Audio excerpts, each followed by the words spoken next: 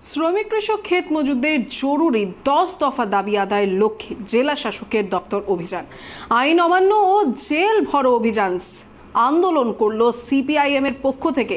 মোহাম্মদ সেলিমের নেতৃত্বে আয়োজিত হয় এই মিছিল।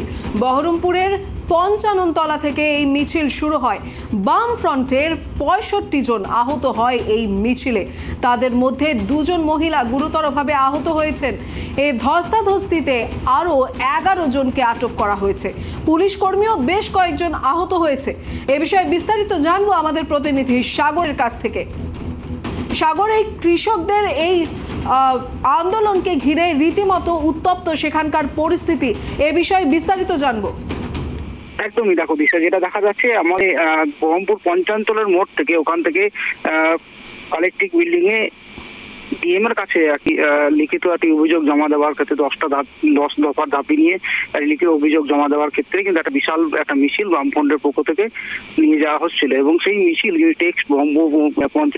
কালেক্টর অফিসে পৌঁছানোর আগেই টেক্সটাইল মোড় পড়ছে এবং সেই টেক্সটাইল মোড়ের ওখানে কিন্তু পুলিশ বিরাট পুলিশ বাহিনী এসে একটি ব্যারিকেড করে এবং সেই ব্যারিকেডের মধ্যে দিয়ে কিন্তু তাদেরকে আটকানোর চেষ্টা করে এবং ওই ব্যারিকেড টপকে যখন বামফ্রন্টের যারা কর্মীরা যারা ছিল তারা ব্যারিকেড টপকে যাওয়ার চেষ্টা করেছিল এবং তার ফলে কিন্তু ধস্তাধস্তি শুরু হয় রীতিমতো পুলিশের সঙ্গে এবং যখন এক পর্যায়ে যখন একদমই থামানো যাচ্ছিল না তাদেরকে, তখন কিন্তু পুলিশের পক্ষ থেকে কাঁদানি গ্যাস ছোড়া হয় ছত্রভঙ্গ করার জন্য এবং যাতে পরিস্থিতি নিয়ন্ত্রণ আসে সেই কারণে, যাতে ওই ব্যারিকেড যাতে ভেঙে না চলে আসে সেই কারণের জন্য। তবে কিন্তু ওই যখনই কাঁদানি গ্যাস ছোড়া হয়, কাঁদানি গ্যাস ছড়ানোর সঙ্গে সঙ্গে কিন্তু পাশে থাকা স্কয়ার ফিল্ডের মাঠের ওপর দিয়ে কিন্তু ওই মিছিলে থাকা বামফ্রন্ট কর্মীরা ছুটে চলে যায় এবং তার ফলেও কিন্তু তাদেরকে লাঠি নিয়ে তাড়া করে এবং তাদেরকে পুলিশের তাদের উপর লাঠি চড়াও করে এবং ঢিল ছোড়াছুড়ি শুরু হয়ে যায় দুই পক্ষের মধ্যে এবং তবে কিন্তু তখন বেশ কিছু জন আহত হয়ে পড়ে যায় এবং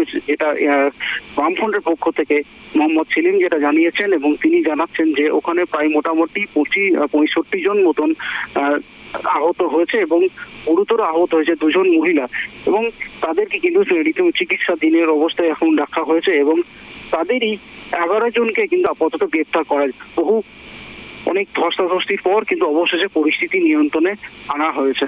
দিশা, তো এই মুহূর্তে এলাকায় কি চলছে?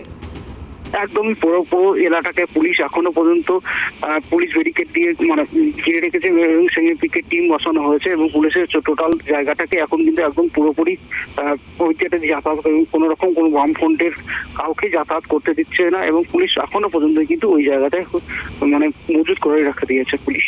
আর যাদেরকে আটক করা হয়েছে তাদের বিষয়ে কি বলছে? তাদেরকে জামিন কবে দেওয়া হবে?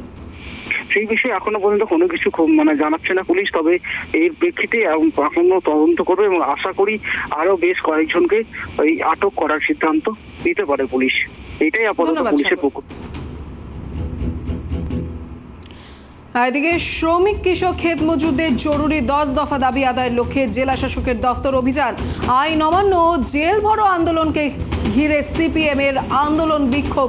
মোহাম্মদ সেলিমের নেতৃত্বে আয়োজিত হয় এই আন্দোলন মূলত এবং বহরমপুরের 55 তলা থেকে শুরু হয় তাদের বিক্ষোভ মিছিল। বামফ্রন্টের 65 জন আহত হয়েছেন সেই মিছিলে।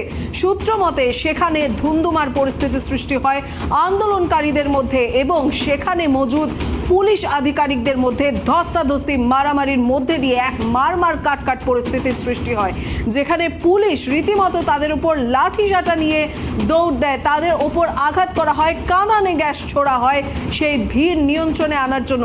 আর তাতেই বাম ফ্রন্টের 65 জন আহত হয়েছেন আর তাদের মধ্যে রয়েছেন 2 জন মহিলা, তারাও গুরুতরভাবে আহত হয়েছেন এবং 11 জনকে আটক করা হয়েছে সেই পুলিশ আধিকারিকদের তরফ থেকে এবং পুলিশ কর্মীদের মধ্যেও বেশ কয়েকজন আহত বলে জানা যাচ্ছে।